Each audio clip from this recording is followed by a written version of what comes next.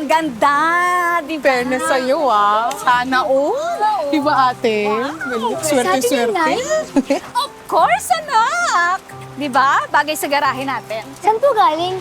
Napanalunan ko sa ripa. Ganda, Nay. Oo, ang ganda. Oh. Hoy! Ay, Mari! Sis! Naku, sis, tignan mo! Umuulan, no? Napasugod kami talaga. Nabalitaan ko. Nanalo ka na naman sa... Alam mo, ikaw napakaswerte mo talaga sa raffle. Anong isang linggo nanalo ko ng birthday party package para kay Jane. Tapos ngayon, motor naman. Magkano na naman kaya ang naitaya ni Nanay bago siya nanalo ng motor? Hindi ko naman yan mapang-e-enroll sa pasukan eh. Pagdasal na lang natin na makapag-enroll pa tayong dalawa.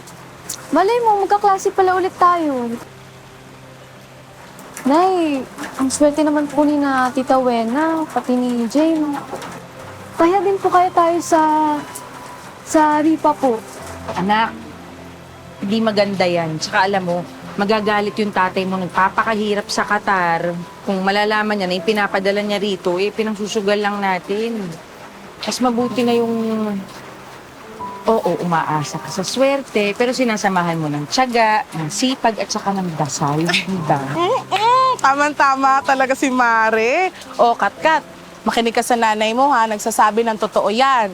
O, tignan nyo sa isang araw. Nga na naman yan si Wena at kung kani-kanino na naman mangungutang yan. Di ba? Roger! Roger, sige na naman. Oh. Bigyan mo pa ako ng palugit. Ay, hindi, Wena. Ipinustal mo to sa sugal, natalo ka, edi magpaalam ka na sa motor mo. Pero Roger!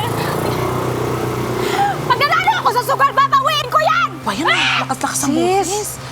Ano pa naman nangyayari? Hanggang tindahan, naririnig ka namin. Oo nga. Kaya kasing Roger na yun eh. Hinatak yung motor ko. Diyos ko po. Wena, pataya ka ba? Ay, naku eh. Wala akong pantaya eh. Akala ko ba, kakabenta lang ng motor ko. Eh di, jackpot ka na naman. Hindi ko naibenta. Naipatalo ko sa sugal. Ay. Dalia, meron ka ba dyan? Pautang naman oh. Itataya ko lang sa loteng. Baka swertehin ako ulit. Ay naku, Wena, wala akong extra kasi ngayon lahat may pinaglalaanan eh. Lahat ng budget ko meron akong... Ano pinag-iipunan mo? Burol mo? Ay! Masama yung ipon ng ipon. Pag namatay ka kinabukasan, oh. Anong mapapano na yung mga inipon mo? Hindi mo yan madadala sa hukay! Wena, pasensya ka na. Wala talaga akong maibigay sa'yo eh. Enrollment na kasi ni Kat-Kat. Pasensya na sis. Akala ko pa naman magkaibigan tayo.